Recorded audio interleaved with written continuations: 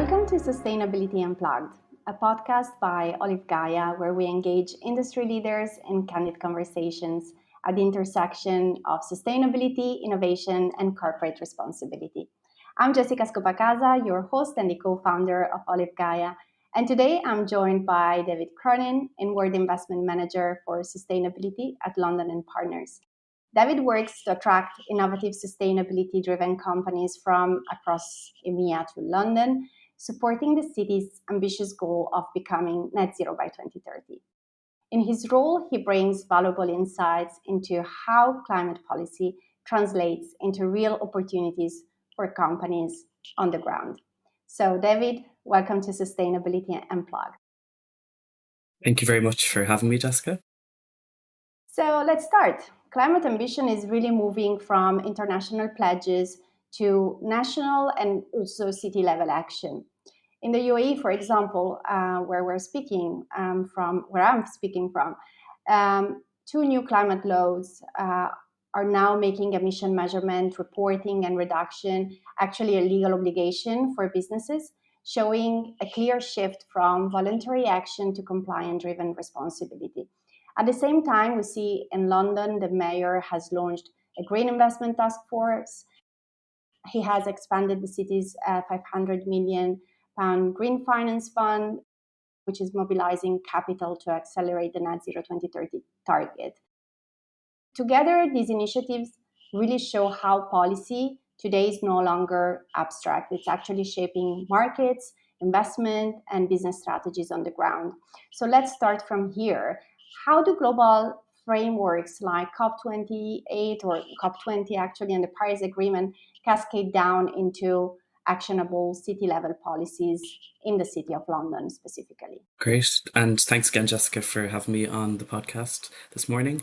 And as you said, I think you made some very valid points around the global level of policy and how we're seeing that cascade down. I've noticed from living in different countries, it's slightly different in each city that I've lived in. But I think the encouraging thing that I've seen to date in London is that this is coming into daily life for businesses. We've mentioned compliance, and while compliance is important as well, we need to see, I suppose, the benefit for businesses getting on board with these initiatives and these policies. So you mentioned the Green Finance Fund, you mentioned the Mayor's Task Force, also the London Growth Plan, which is a 10-year plan to create 150,000 jobs in London, with sustainability being a key cornerstone of that as well. So I think when we're talking about how these top-level policies are coming down into businesses' day-to-day lives, it's across a range of sectors, which is quite positive to see. For example, you have biodiversity net gains reporting in London as well. So if there's any construction or development happening, there has to be a 10% uplift in any biodiversity, whether that's on site or in forest land or wetland, which is a very positive initiative. There's also initiatives around circularity and reuse of materials in the built environment. And there's also reporting coming into food waste and circularity on that side as well. So you are seeing these top level policies, but you're also seeing the trickle down effect now starting to come into day-to-day life for businesses here in London. That's fantastic. So would you say that we're seeing in London very much a top-down approach that, as you mentioned, is trickling down and is having effect on the business community? Or is it two-way sort of action? Is there something happening on the ground that is also reinforcing, let's say, the broader vision for the city? Yeah, and I think consumer minds are quite different across every part of the globe, which is quite interesting to look at as well. But while these top-down approaches are coming, sustainability, in my opinion, is no longer a nice to have or an additional thing businesses are doing. I would see it as a key cornerstone of any business, regardless of what sector you're operating in as well. And consumers in particular, from what I've seen in London, are demanding that. They're demanding ethical, sustainable choices. They're demanding conscious choices. They're being more aware of the choices they're making, whether that's simply buying clothes or eating food or taking on a service or a product. They want to be more aware of it and they're more educated on their choices. So it's definitely a two-pronged approach in terms of businesses being complied to do these sort of initiatives, But also, I would say it's beneficial for businesses because these are the things consumers are looking at going forward, and they're very aware of that too. Absolutely. Can you share any practical examples of companies or programs that are enabling this climate action or broader sustainability action in across the city? Absolutely. And I think I've such a joy and a pleasure to work with such innovative and interesting companies from across the EMEA region. A couple come to mind. There is a food waste solution that I'm working with from Norway. So they have an AI SaaS platform that measures food waste in hotels and restaurants. And their aim is obviously to eliminate food waste of any kind, but also to save cost and time and energy for the business as well. So I think it's a perfect example of how we have a cost saving, time saving initiative for a business, but also saving food waste as well. And interestingly, there is laws coming in around food waste and bins and recycling coming into the UK quite soon. So it's a nice combination of what consumers would like to see in terms of saving on food waste, but also quite beneficial for businesses as well, saving that cost and time that there's often huge waste across the restaurant hotel industry at the moment. Absolutely. So you were mentioning a Norwegian company that is doing now business in London, successfully tackling one of the toughest challenges, which is, of course, waste. Um, so for climate-focused businesses from the Middle East, what practical advices, what would be the practical pathways for them to engage in this ecosystem? Yeah. And I think, first of all, to give a shout out to London and Partners, we are always there to have conversations with businesses from all corners of the globe that are interested in London. And I think to reiterate our free and confidential support, as we are supported by the Mayor of London. I think the network that we have in London, the doors that we can hopefully open for businesses is extremely beneficial. I suppose to look at climate tech and that industry in particular, we have quite a lot of hubs and organizations that we're tied into, whether that's on the venture capital side in terms of ethical investments into these businesses, or if that is organizations like Sustainable Ventures, which is based in the centre of London, in the Old County Hall, which is an incubator hub for both UK and international businesses that get support of a desk or get support of some funding. There's a huge ecosystem of climate tech support in London.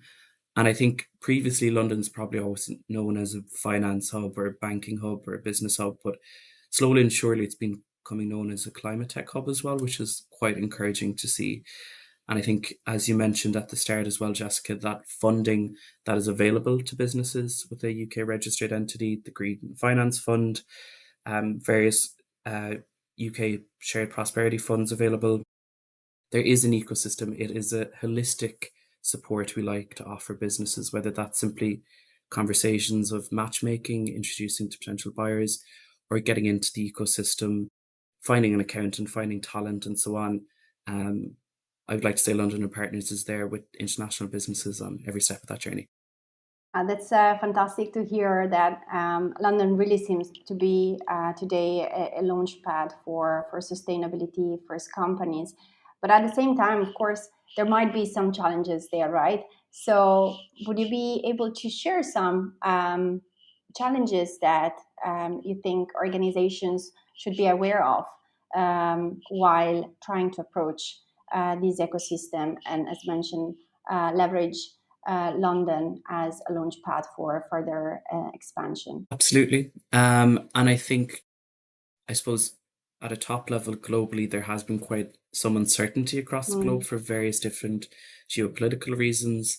And it's constantly becoming a challenging environment for any business from any part of the globe to operate in.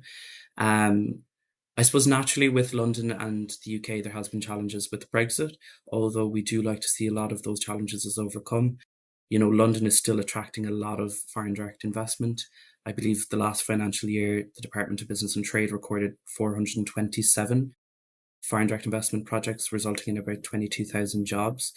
So that's London alone as a city. So there is some challenges. I think it can be slightly bureaucratic, and obviously the nature of doing business in London can be slightly more costly than other cities. But I think with access to 8 million people, to some of the top academics and universities in the world, the ecosystem and the hub and the support that we get, it much outweighs that cost that business may be thinking of initially. Thank you for sharing that, David. And you mentioned shifting or evolving policy landscape. In particular, we know there are some headwinds today in the ESG landscape. We often hear that climate action is costly. So can you please share maybe some examples of businesses that were able to turn ESG from a compliance cost into a competitive advantage? Absolutely. I think there's some positive moves across all sectors of sustainability in the ESG environment. Another interesting company that I've come across was a Swedish company called AI Bob. So they're actually automating the building process for huge projects, huge construction projects. There's an estimated $3 trillion worth of waste in the construction industry every year across the globe. And I think, the automating of this process using AI to our benefit, being conscious of the ESG requirements and building regulations in each country is a tricky thing to do, but this platform enables that, and it's making it easier. So I think, to your earlier point, it's combining ESG, which may be seen as a compliance regulation and which may be seen as quite bureaucratic, obviously being extremely important, but it's highlighting to the businesses how this can actually, first of all, make you compliant with any regulation in each country, but long term, the cost saving, the analysis, the data that is harvested from this is so vital.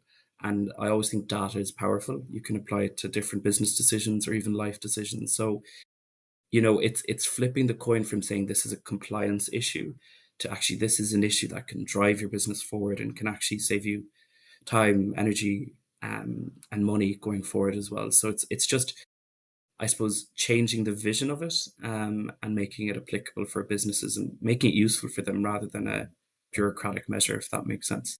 Absolutely, 100%. But I would like to still keep the focus on the compliance aspect.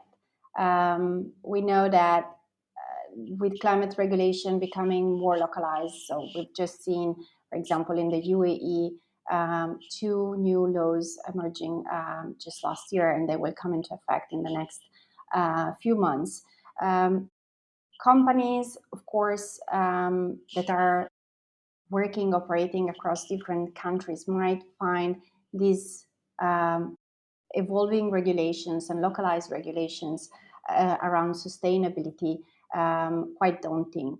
So, is there any advice that you can share with companies that operating across EMEA, UK, UAE, of course, on how to adapt their strategies to really stay ahead of policy without having to duplicate their efforts in terms of compliance? Absolutely. And I think it can often be quite tricky because the compliance or the regulation in each country can vary slightly.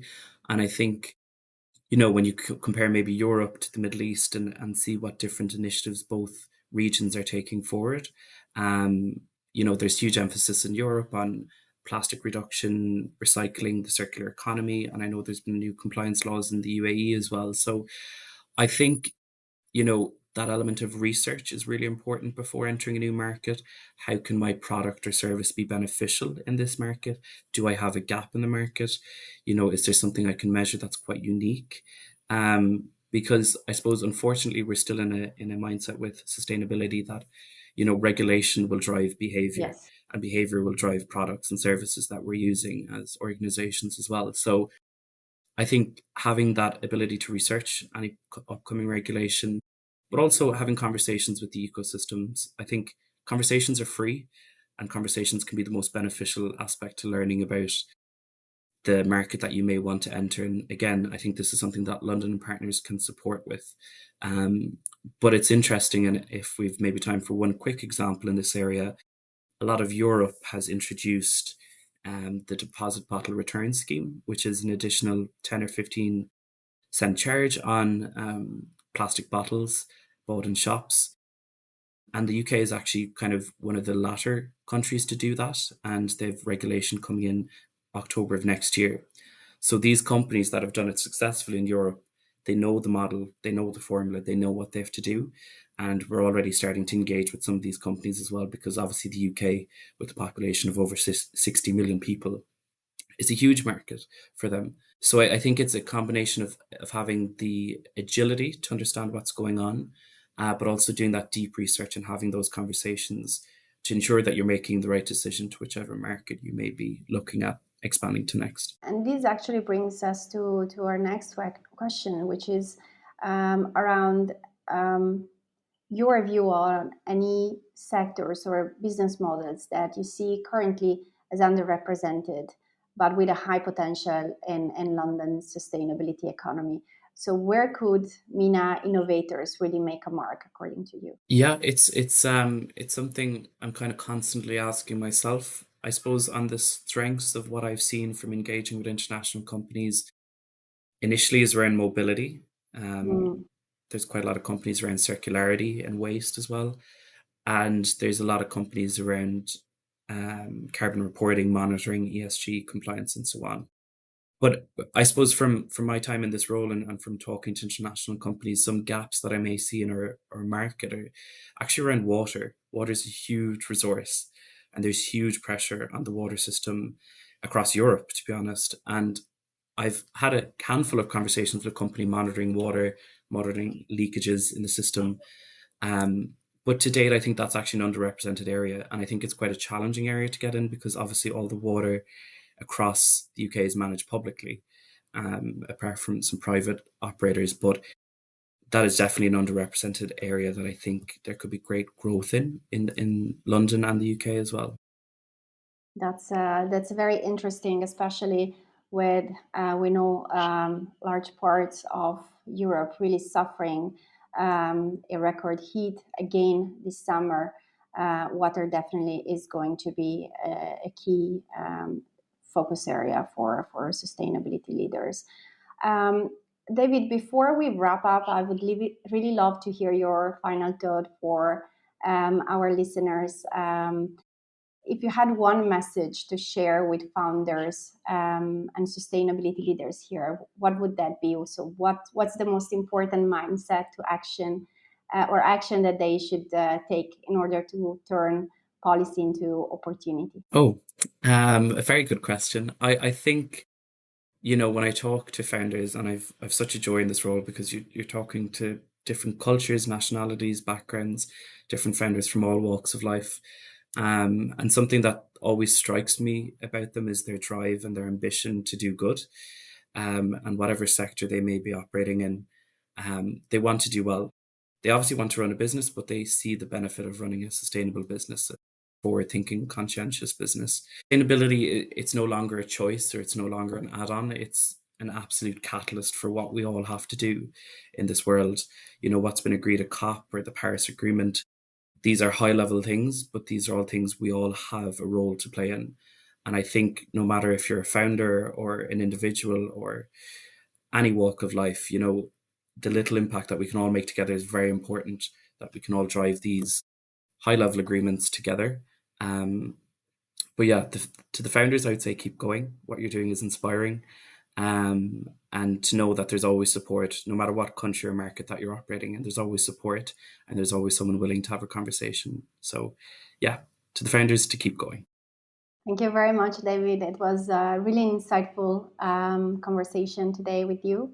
And we look forward to learning more about what's next in London. So, very happy to keep in touch.